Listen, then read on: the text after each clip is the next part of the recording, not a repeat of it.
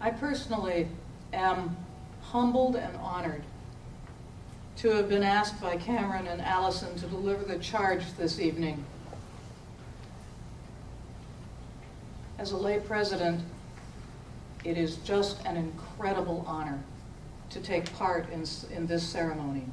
It's just truly a little piece of heaven. The first sentence of Article 1, Section 2 of the Constitution of the General Convention states that the Swedenborgian Church exists to help people be open to the Lord's presence and leading, especially by fostering personal and ordained ministries which facilitate the spiritual well-being of people and which have in common a working for the Lord in bringing the new age, the descent of the holy city, New Jerusalem. An ordained ministry is central to the process of helping people be open to the Lord's presence and leading. Our ordained ministers are the spiritual leaders to whom we look for guidance through their preaching and teaching. We are grateful that there are those who are truly chosen, called to the ordained ministry. One of the most precious gifts that I have received over this past 5 years of serving as president of the denomination is to have been an active part of the formation or ministry process by virtue of being a member of the Committee on Admission into the Ministry. As a layperson, I have learned so much from these students who have been, those students who have been, these students who are currently journeying on the road to ordained ministry, following their unique personal calls. Now, from the Bible, in the 15th chapter of the Gospel of John, we read these words that Jesus spoke. "You have not chosen me, but I have chosen you, and ordained you to go forth and bear fruit." This statement is the reality of the life of every ordained minister as he or she goes forth to live the called life. It's truly wonderful to be even a small participant in that process, to be able to see a person grow educationally and spiritually in affirmation of that call to ministry. Now, I think that my concept of call is more akin to understanding the passion for a particular job, but I've learned that passion is not entirely equal to call. I believe that a call transcends the realities of life. A call is visceral and it's spiritual. It's felt on all planes of existence and it really cannot be ignored, no matter how hard one might try to. Ministry in all of its forms is a wondrous thing. It makes great demands, and at the same time it bestows astonishing gifts. For the ordained clergy, no matter what specific field of ministry is undertaken, there are certain qualities that seem to be present in those who are called. These qualities include a deep faith, a belief in the goodness of people, a desire to be of service to individuals and to communities, a need to continue to learn and grow mentally and spiritually, a positive outlook and a balance in all relationships. Oh, wow. It definitely takes a special, prepared, and dedicated person to rise to the challenge of being called to ministry. I believe that both of you, Cameron and Allison, carry these qualities. It's my privilege to know many people who have heard and felt this call and who have chosen to respond to it. From my position of observing the ordained ministers who've moved through the process of educational and spiritual formation, I'd say that those who choose to acknowledge this very special call are exactly correct for whatever forms their ministries take. Here today, in this place, we have gifted men and women who have responded to that call and offered their lives in service to it. We're also involved right now tonight in seeing 2 more God-gifted people step into the life of ministry. All of these folks, whether seasoned or novice, are exquisitely prepared, particularly gifted to help all of us recognize ourselves as spiritual beings and to help us all see and nurture our potential uses in this world and in the next. Our denomination recognizes that the common good of society depends on the maintenance of what is divine among humans. We need an ordained ministry to lead, to teach, and preach in order to assist individuals in identifying and nurturing that divine spark that's in each person. There's a correlation between ministry and charity. Charity is love to the neighbor, and ministry is the working of that affection, the action arm, if you will.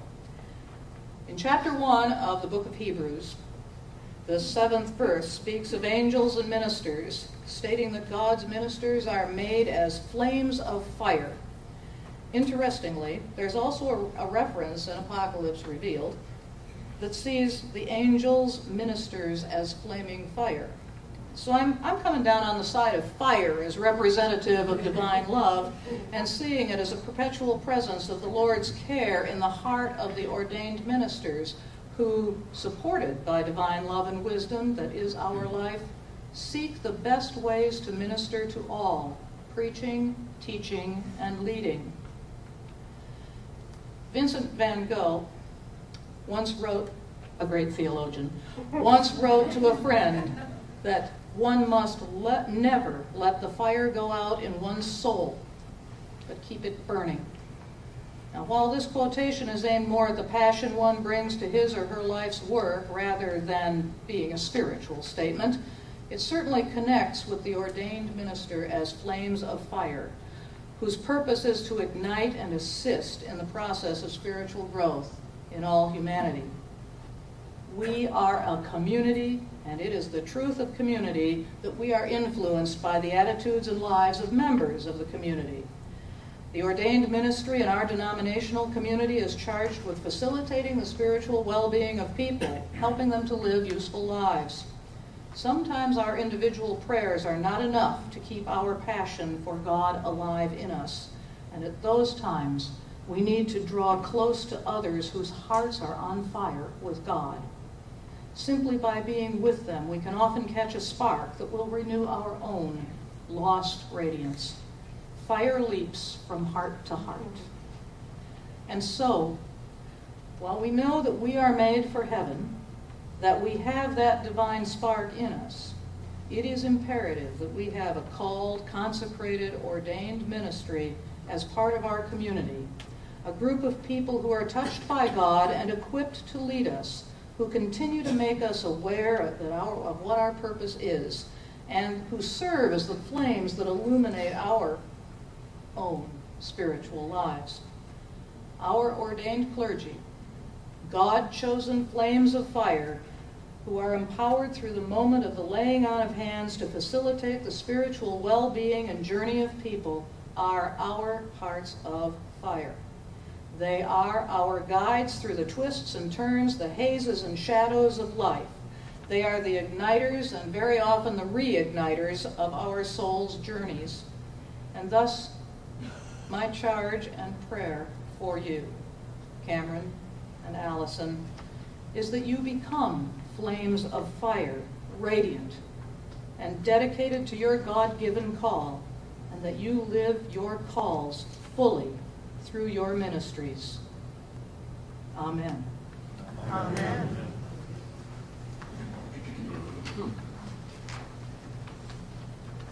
We have a hymn of blessing, and my note is that the group, that's you, sings the chorus, and the choir sings the verses. Folks, if you would like to stand and unlock your knees a little bit.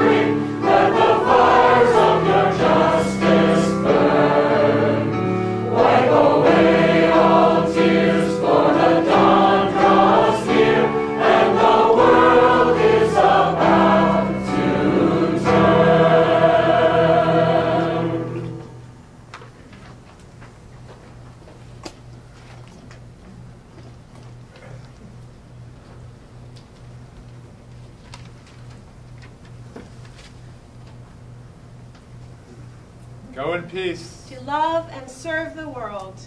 Thanks be to God. Amen.